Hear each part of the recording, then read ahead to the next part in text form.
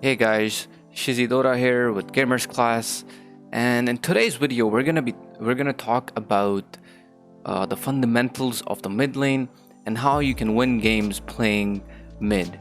Now, most of the things that we're gonna be talking about, I want you guys to understand that if you guys can practice on these tips and tricks and all the moves that are being made in this specific game that we're gonna watch. If you guys practice on this and make this an intuition, you guys can be like really strong on the mid lane. So we're gonna do a replay analysis of a game, and that before we start, I just want you guys to know that my current MMR is 7.4. My highest ever has been 7.6. So without further ado, let's get into it. Let's watch the game that we're gonna do a replay analysis on. Alright, so this is a game of me playing Ember Spirit. There's some notable players in this game. There's the Monkey King is Fnatic.Moon. I'm pretty sure you guys know him. He's one of the best mid players in Southeast Asia. He's played a lot of tournaments and he is quite famous in the Southeast Asia region and internationally as well. We've got Faceless Void. He's a professional player from Thailand. His name is Jackie. He's also a pretty good player. The game is pretty high ranked, and the average MMR of this game is 8.3.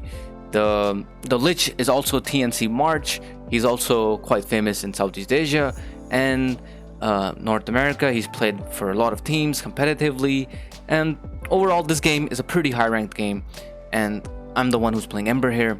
So let's get into it. All right, so when the game starts, right, you have around a minute of just free time. You're waiting for the creeps to spawn, and in this minute, as a mid laner, your first job is to obviously go and put the observer ward at mid. Obviously, sometimes a support can also do it for you, but in most cases, you're the one who's gonna do it. After you place this ward, you wanna like think about the game, okay? Like, who are you laning? What is gonna happen in this game? Okay, so right now in my head I'm thinking, okay, so what's good for me this game and what's bad for me. What's good for me this game is that they don't have a lot of catch for me. All right, so if you look at it, they have a monkey stun, which isn't a reliable catch for Ember Spirit. They have a roar, which is really hard to land on an Ember Spirit. Every time he tries to cast a roar on you, you can just like slide a fist away or remnant away. It's really hard to land a roar on Ember Spirit, and they have Sinister Gaze, which is also really hard to land on Ember Spirit, and that's one of the many reasons why I picked Ember this game. Now the bad things about this game for me is that I'm gonna be laning a Monkey King. All right, and Monkey King is one of the hardest counters to Ember Spirit in the lane. He does not care about your Flame Guard. Even if you use your Flame Guard on him, he's just gonna rush into your face, get some Jingu Mastery stacks, and he's just gonna constantly just be a nuisance in the lane for you. Now we're going to be talking about how you can actually sustain yourself in these kind of hopeless matchups and still win the game. So the first thing that comes to my mind is that I don't really want to trade with the monkey in the lane, right? So what I'm going to do right now is I'm not going to block my creep wave. If I block the creep wave, that means the creep wave is going to be equal. All right, so if you notice, I'm not gonna go for the block here. Okay, that's why I get the bounty, just to ensure that we get 2 bounties, and I will not block the creeps. So the creeps will go into his tower, and eventually the creep waves are gonna push, and I am in a safe spot to farm under my tower. I get a creep on Sleight, which is quite lucky. It's really hard to get a creep off Sleight of Fist at level 1, but it was a pretty lucky creep that I got. So now the creeps are under my tower. Even if he's denying, it's still okay. He's not pressuring me as much. He's not harassing me. He's not getting Jingu Mastery stacks, and the lane is not hopeless. Normally, it's a hopeless matchup, and just like this, you know, now the creep wave are gonna go into his tower. He's gonna have a hard time farming under the tower. If you notice, he's missing a lot of CS. He's using his Boundless Strike to actually get CS, and he's not harassing me or zoning me out that much. All right, what I'm gonna do here is I'm gonna aggro him.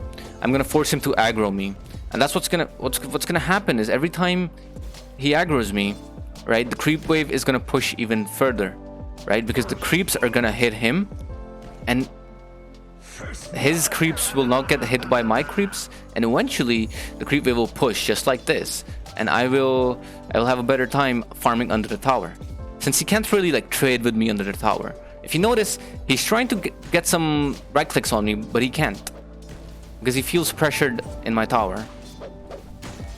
In matchups like these, you always have to understand that, okay, it's a hard matchup for you, and you gotta play it a bit defensively, and that's exactly what I'm doing.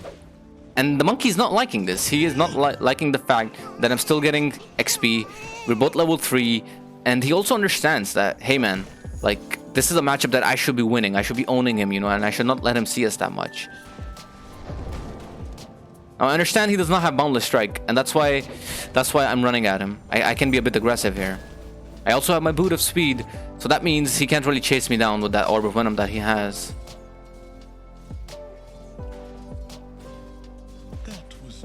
Now I understand that he has the Boundless Strike, and we're back to defensive mode. And I'm just trying to get as much CS as I can here. I completely understand that it's a hopeless matchup. So if you look at my CS, it's 10-1 right now. If you look at the monkey, it's 18-7, which is okay. He's 4.5 level. I'm like 4.25 of level, I would say.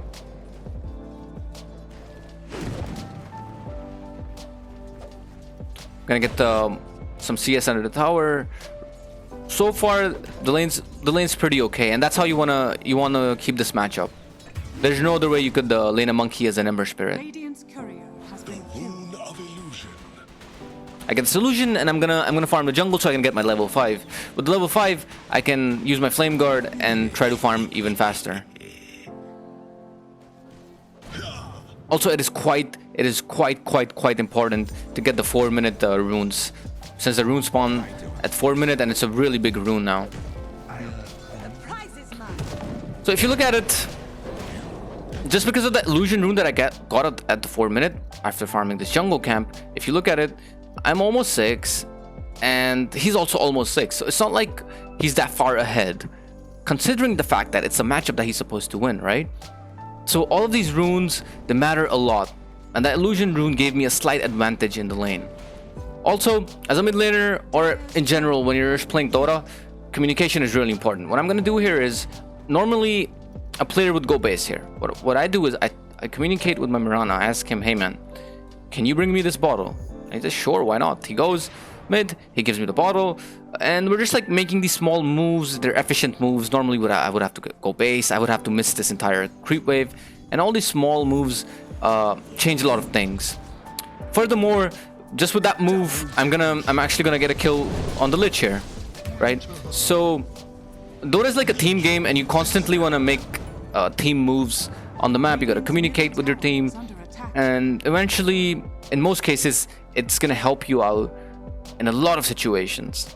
So try to talk more with your team when you're actually not just on the mid lane, actually on any other hero, any other role you're playing. It's quite important. So the monkey now understands that he cannot kill me, he cannot pressure me anymore. I'm level 6, and he's gonna start rotating. He understands that the lane is at this point for him, it's like, it's whatever, you know. It's a farming lane now. He cannot kill me, I cannot kill him, and we're both just gonna farm. What he's doing is he's starting to rotate, because as a monkey you want to pressure the map, right? So he's starting to pressure the void, since he can't really pressure me, and I'm okay with it, since I understand that I can outfarm this monkey eventually when I get some levels, and I'm focusing on my levels right now.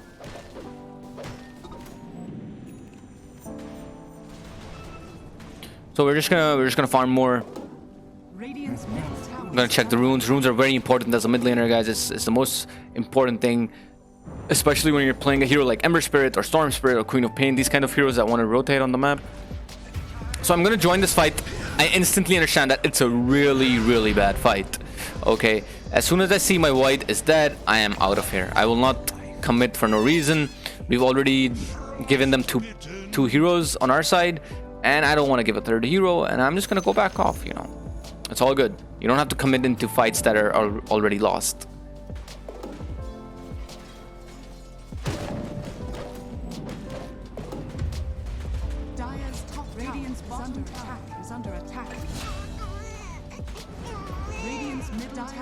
So I'm just gonna keep on farming more and more. 10-minute outpost. It's quite important to secure the outpost. That's exactly what we do. But if you notice, as soon as we make this outpost play, we also get a kill on the PL. Right? This was a team play move, and we got under a kill just because of it. So you gotta, as a mid laner, you always wanna be making moves, right? But you should never commit. Let's say we go here, okay, and there's like a Beastmaster waiting for us to roar. I wouldn't commit over here. I would just get out. I would instantly get out. Okay, so you want to make team moves, but at the same time, you also have to understand that you shouldn't die, or you should not commit too hard, because you're also a big core in the game, and you have to scale pretty hard to actually win the game. So if you notice, until now, my last hits are 53, the monkey's on 74, which isn't so bad. It's like okay, since he has the better matchup, but eventually we're gonna start out farming him, since now I have the levels. And with the Flame Guard, I can farm really fast. I'm also stacking, which is a bonus. Every time you're farming camps like these, you can look at the timer. Every camp has its own timer, and once you get used to it, these stacks, they benefit you a lot. Eventually, they add up. Every time you farm a stack that you stacked yourself, it's gonna add up in your net worth. So if you have a look at the net worth right now, I'm 45, almost 4,500, and the monkey's 5,300. And my goal right now is to actually outfarm this Monkey King, because I understand that the monkey doesn't farm as fast as a Ember Spirit. As an Ember Spirit, you can be in a lot of lanes, you can farm really fast with the Flame Guard, and you can be a nuisance on the map. And in this particular game, I understand that I can be a big nuisance, since they don't have a lot of catch for me. I'm gonna farm more. Like I said, I have to outfarm this Monkey King pretty hard. I will only make counter-reactive moves in this game. So that means if the Monkey King goes somewhere to fight, or the Beastmaster goes somewhere to fight, I will TP. I'm always saving this TP just for this case. Otherwise, I know I can outfarm them, and outfarming is one of the best ways to actually win a game. If you're scaling better than the enemy, there's a very big chance of winning the game.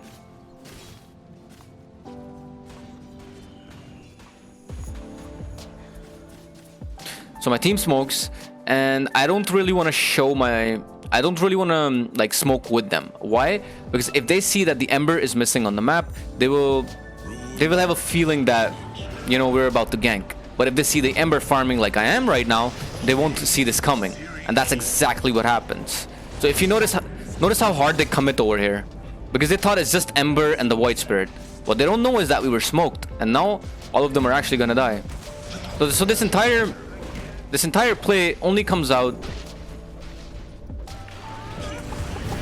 This entire play comes out only on the fact that I didn't join my team in the smoke. There's already 3 people in the smoke, and these guys have a lot of catch. The White Spirit, the Mirana, and the Oracle. They're just gonna go and they're gonna catch people, and I'll just show myself on the map so the enemy does not know that we're smoking. That's exactly what happened.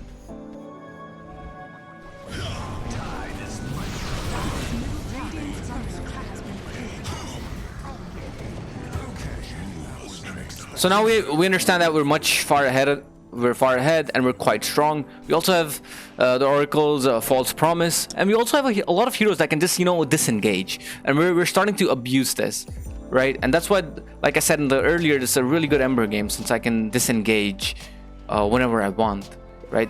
So we take this fight and we completely destroy them in that fight. And now if you notice, I'm starting to get ahead of the Monkey King.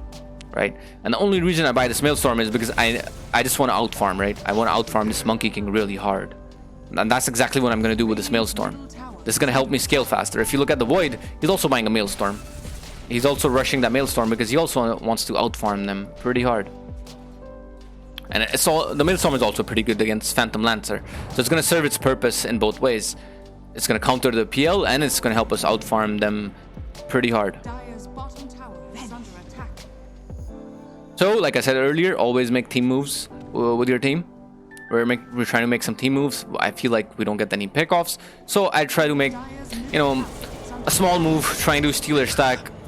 I don't steal all the creeps, but yeah, I pressure them a bit. I understand that I can't really die that easily, and I'm just trying to be a nuisance on the map. Dota's like a mental game. You have to get in the enemy's head. So if I'm the Monkey King here, and if the Ember just comes into my jungle all alone and he steals my stack, I'm not gonna feel good about it. I'm gonna be like, man, kill this guy, you know, like we gotta kill this guy. We gotta do something about it. He's just like running into us. He's just like, what, you know? You feel like really bad when these kind of things happen.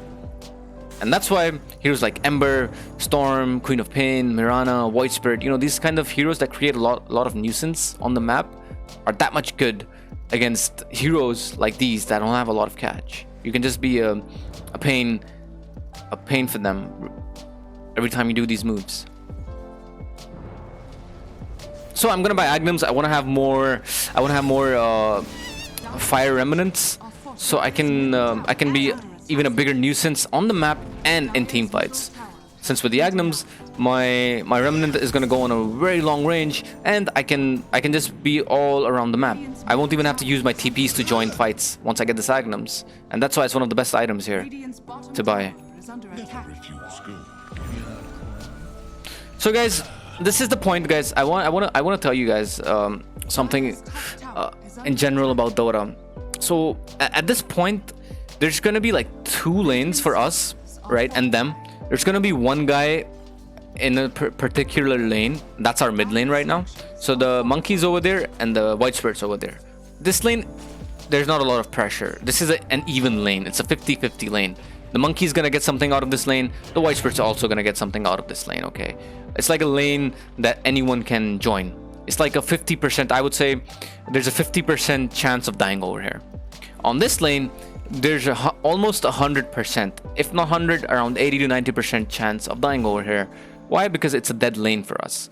For them, for the Radiant side, the bottom lane is the dead lane, right? So eventually, once the game gets to the mid game, there's always one dead lane, and me TPing over here is a big mistake. I go into the dead lane, all right, and you should never be in the dead lane. As a core, maybe if you're a support, yeah, maybe you want to defend and you want to be in the dead lane. But as a core, you should never be in the dead lane, and I made a huge mistake here. Somehow I get out alive. Is this because he does not have Boundless Strike? It was on cooldown. Otherwise, I would have died, and it would have been a big throw. Maybe if they kill me over here, they could go high ground. So normally, when you're playing Dota in the mid game, you should never be playing in the dead lane, and I feel like that's one of the biggest mistakes I've made in this game. So right now we're just skirmishing for the Roche. Both teams can't really do Roche that fast, but we're just baiting them for the Roche. Like, hey man, we have double damage and we want to go Roche. So what actually hits a pretty good chrono, and I just wait for the chrono to end. I can shackle the enemies. I mean, I chain them, and my Void will kill all of them since he has a BKB. And boom, we get a pretty good trade. Now, the PL, I understand he's the highest net worth and he's getting a lot of kills, but we have 2 heroes that buy Maelstrom. We have a Void Spirit who has an Agnums. He's gonna use 2 Resonant Pulses on him. So in my head and in my team's head right now, and our team communication is like, yeah, the PL's getting some kills, he's getting some farm, but we don't really care about him because we have a Void with a Mjolnir. We're gonna have an Ember with a Mjolnir soon enough. We got Agnums, and we've got Agnums on this guy as well. So he's not gonna be a problem, right? Like, PL normally can 1v5 certain games, but in this game he cannot 1v5, and we understand this, and that's why we don't care about him. We're not focusing him as much in the fights. So we were talking earlier about how I'm gonna outfarm the monkey, and that's exactly what we're doing right now, and that's exactly what has happened. I'm almost 1k in lead, and I'm only gonna maintain this lead now.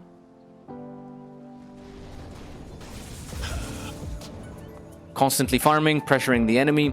So when you're pushing lanes like this, right, what it does is every time I push a lane, the monkey has to defend, or someone has to defend. Once he defends, we get information that this guy, if we fight, let's say we started a fight right now, hypothetically, let's say we started a fight over here, we already have information that the monkey was bottom and he's gonna take some time to join this fight. So that's why pushing out the lanes is so much important. It gives you a lot of info on what the enemy team is doing and how they're playing. So let's say I pushed this lane and nobody was defending it. That means the enemy team is either smoked or they're just too scared to defend against an Ember Spirit. In this case, they're not really that scared of me right now. I cannot solo kill someone, right? So we're just gonna assume that they're smoked.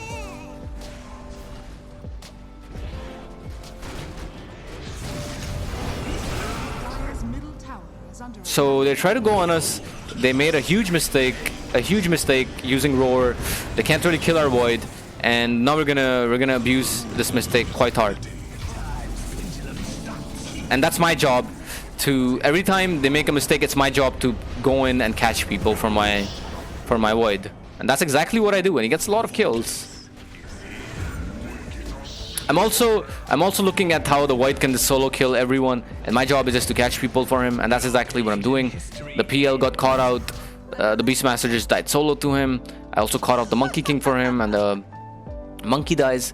So when you're playing games like these, you have to also understand your job in the game, right? My job in this game is to be a nuisance, and it's to go in and out of fights and catch people for my void. And the void is gonna kill anyone he sees because he's a monster right now.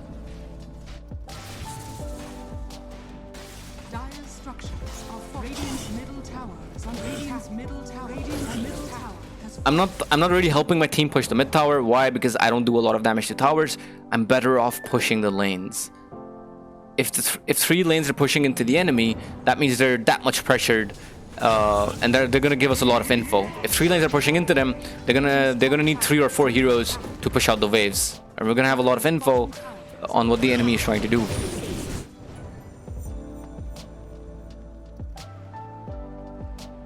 So push out the lane, pressure the enemy. We see the PL was top. That means we already have an info that PL is gonna play top. What we're gonna do is now we're gonna make a move bottom, I believe,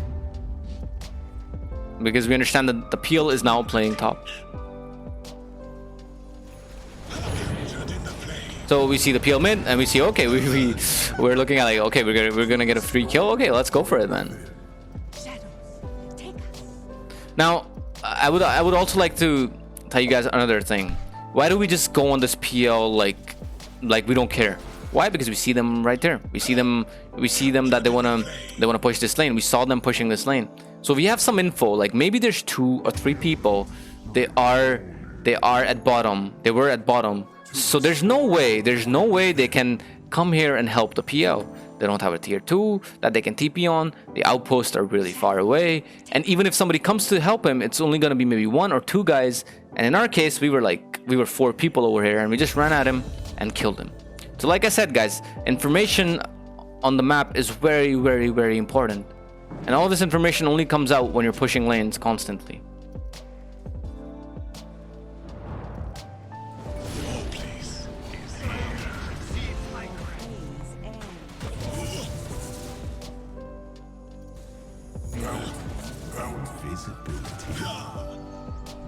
Just gonna farm more, wait for the bounties, get bounties. My team wants to smoke, and I joined them.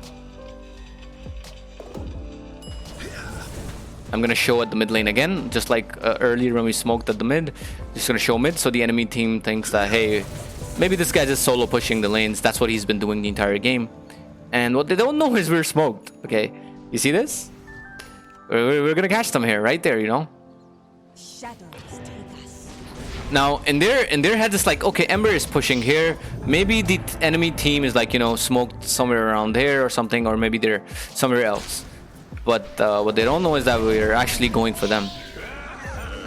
So these are small plays that you gotta make for your team. Radiant's top tower is under attack. Dire's top tower is under attack. Radiant's top tower has fallen. I understand that the PL is dead. My job to catch people is over, and I'm back to my other job, that's pushing lanes.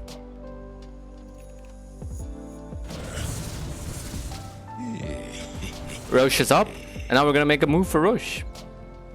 We're gonna set up some kills. I believe we're gonna try to smoke or something, try to get some good runes, and set up some vision. Once we realize that they're not gonna defend, like we see the monkey pushing bottom. Okay, what does that mean? That it's gonna take a lot of time for him to TP to Roche. So let's say he starts TPing right now. He's gonna TP here, then he's gonna jump some trees. It's gonna take a lot of time for him to come here. And with this info, we understand, okay, we can get the Rosh easily, and that's exactly what we do.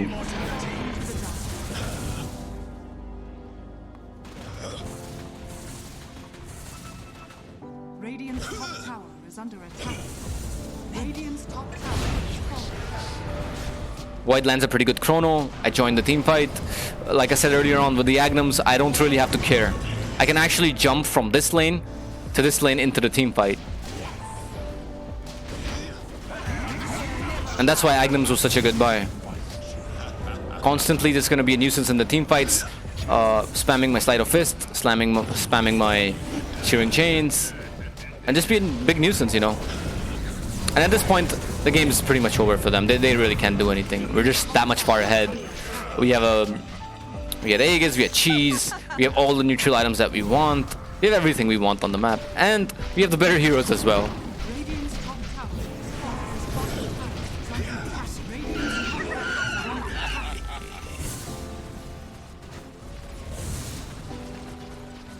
Radiant's middle base is falling. And I think they will give up at this point. Anyone who will give up at this point, I believe the game's pretty much over. And yep, that's how you get some plus 30, boys.